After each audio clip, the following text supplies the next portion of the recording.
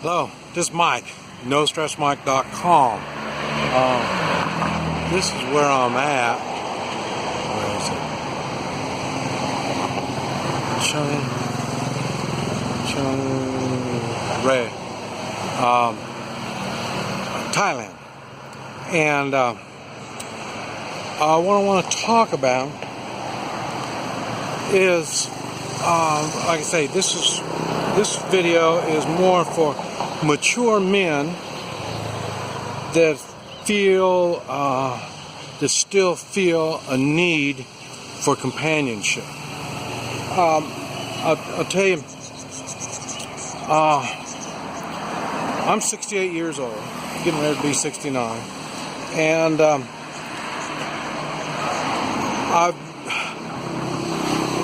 I could never understand why people, men and women, when they get older, why they want to be by themselves. Now I'm starting to understand, because like I say, I've been looking for ladies, and one thing I've noticed, it's very, very difficult.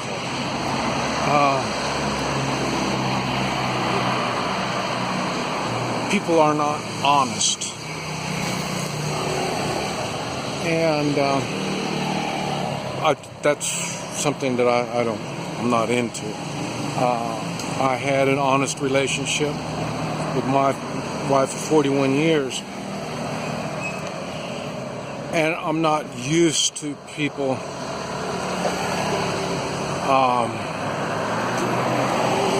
deceiving me when we're working at relationship. And a lot of times it's not really deceiving. A lot of times they don't know, they don't understand, they're scared. And it's tough to have a relationship with somebody if they're going to be like that, because you want them to be open and honest. Hey, here's a technical college. But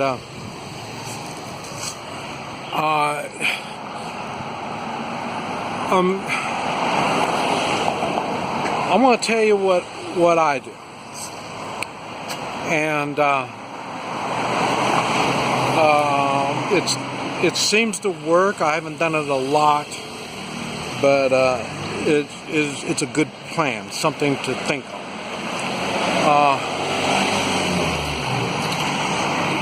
First, you need to figure out what country you want to live in.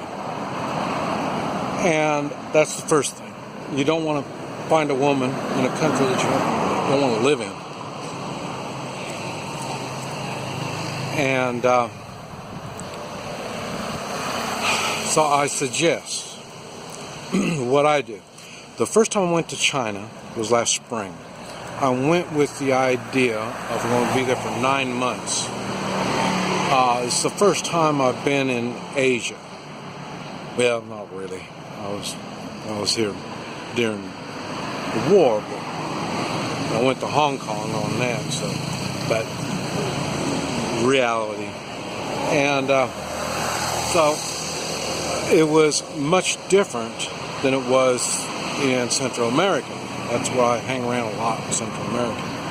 Central America, Americans are welcomed, and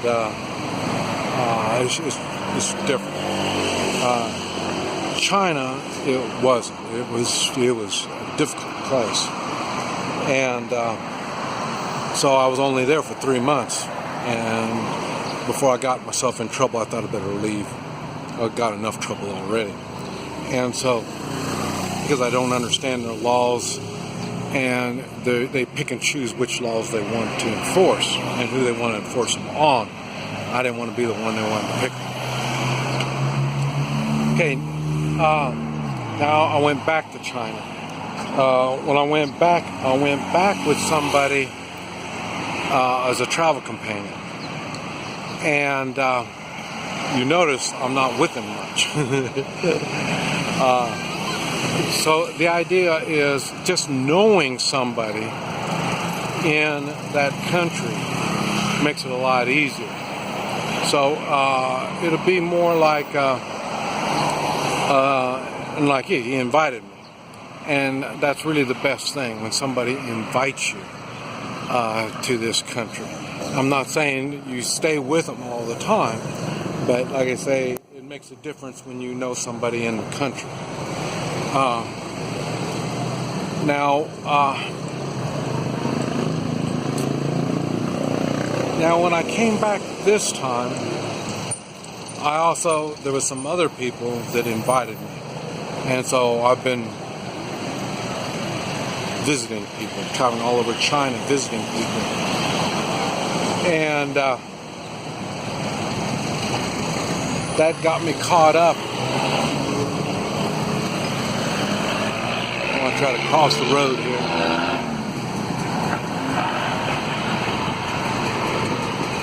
Okay, I made it.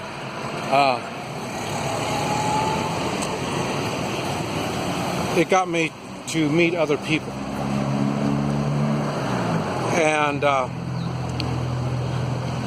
so my time in China this second trip, has been really prosperous in the way of meeting people. It's a lot easier meeting people the second time. Like I say, the first time I came cold turkey, I didn't know anybody. And I knew I make friends quick, so I thought, no problem, I'll do it. But it's different in China. And I apply, and then now I'm in Thailand. And really, it was the same thing in Thailand. I came here, I didn't know anybody when I came here. And I found out, I'm doing things wrong again.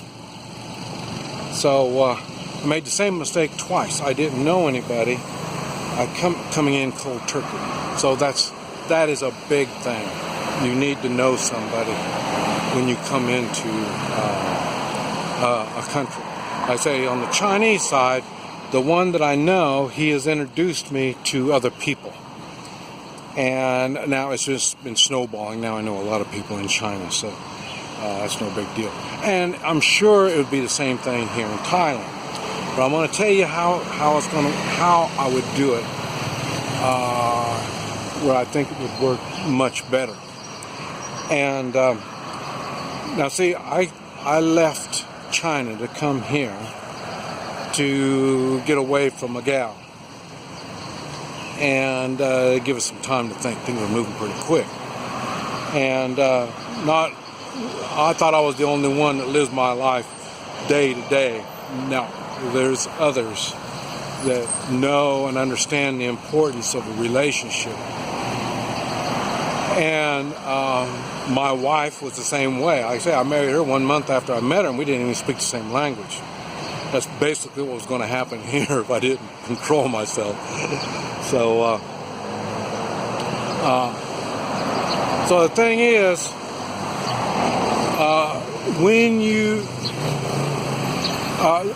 should come to a country, plan on staying at least, I used to tell everybody a month, but really, you really need to plan on staying 3 months at the minimum at a country. It takes you a month just to kind of calm down and see what's going on. And then after that, you can, especially if you're going to go through a culture shock. But like I say, it's not so much the culture shock. For me, it was finding the area that I want to stay in this country, because that's important. You don't want to find a woman. Why do you think I left Bangkok? I mean, right when I got off, I was gone. Why do you think I avoided Beijing? I don't want to find anybody that lives in these areas. because these are areas that there's no way I want to be in. So the first thing you need to do is find out the area that you want to be in. And so it takes you a month just to figure out what's going on around you. You're going to be talking to people, and then they're going to give you an idea. You're going to get on a bus, or maybe you bought a motorcycle or no telling what, and you're going to go to a different area. And you rent an apartment. Remember I told you, you rent an apartment 1 month at a time. And this way it'll give you a chance. You got a place you call home, and you can go in. This time I've been staying in a hotel, and I moved from one hotel to another hotel. It hasn't been good on this one, so I made a mistake on this. But like I say, I came to Thailand for a different reason than China. And so that's what I'm saying. When you first go to your country, you probably will be in a hotel, and you need to, like I say, the best thing to do is do your homework before you get into the country. But you're going to find out your homework isn't going to be exactly like you think it's going to be. It's going to turn out different. So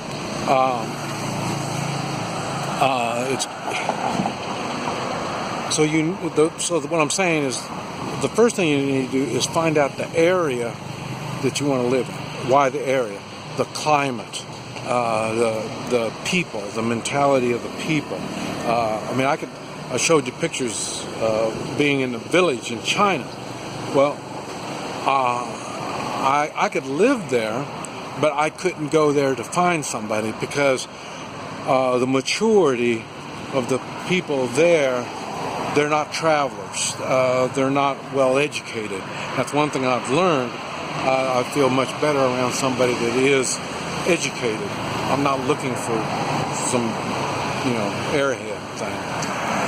There's plenty of them. I'm not saying there's anything wrong with it, but not for me. I still work.